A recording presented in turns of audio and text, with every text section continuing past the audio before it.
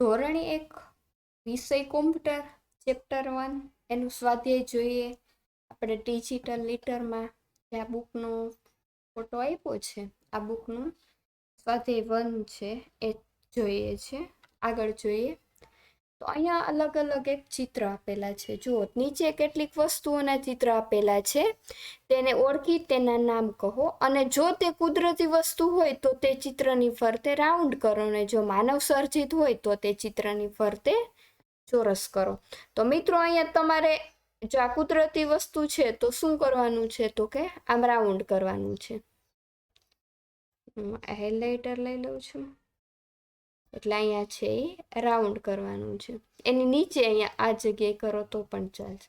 ને માનવ સર્જિત ચિત્ર હોય તો એની ફરતે ચોરસ કરવાનું, એટલે આવી રીતે ચોરસ કરશો તો પણ ચાલશે. કુદરતી વસ્તુ હોય તો રાઉન્ડ કરવાનું, માનવ સર્જિત વસ્તુ હોય તો ચોરસ કરવાનું. આવી રીતે માનવ સર્જિત એટલે કે માનવ દ્વારા બનાવવામાં આવે.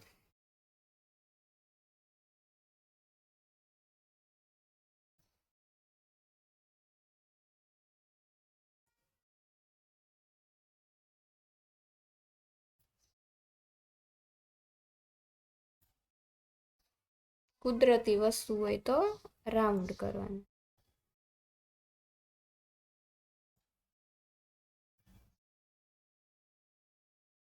ત્યારબાદ પ્રશ્ન બીજો, નીચે આપેલા વિધાનો ખરું હોય તો રાઈટની નિશાની, અને જો ખોટું હોય તો એક્સ એટલે કે રોંગની નિશાની કરવી. તો પેલું જોઈએ, પાણી માણસે બનાવેલું છે તો ત્યાં આવશે ખોટું.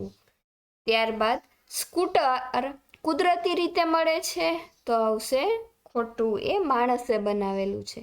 ત્રીજું, વિમાન માણસે બનાવેલું ઉડી શકે તેવું યંત્ર છે તો સાચું આવશે. ત્યારબાદ ચોથું, રોબોટ માણસને બનાવેલ યંત્ર છે તો સાચું આવશે. તો અહીંયા આગળ જોઈએ. ત્યારબાદ જોઈએ સાચા જવાબ હોય એની સામે રાઈટની નિશાની કરવાની છે. નીચેનામાંથી કયું યંત્ર વિદ્યુતની મદદથી કાર્ય કરે છે? વિદ્યુત એટલે લાઇટ, પાવરની મદદથી કાર્ય કરે છે. એનો જવાબ આવશે પંખો, જે પાવરની મદદથી કામ કરે. બીજું, નીચેનામાંથી કયું એક યંત્ર નથી? યંત્ર નથી તો શું આવશે? તો કે ચકલી છે એ એક યંત્ર નથી. બાકી પ્લેન છે એ યંત્ર છે, અને ગાડી છે એ પણ યંત્ર છે. ત્યારબાદ આગળ જોઈએ, નીચેનામાંથી કયું યંત્ર આપણને એક જગ્યાએથી બીજી જગ્યાએ આકાશમાં લઈ જાય છે? તો એનો સાચો જવાબ આવશે પ્લેન.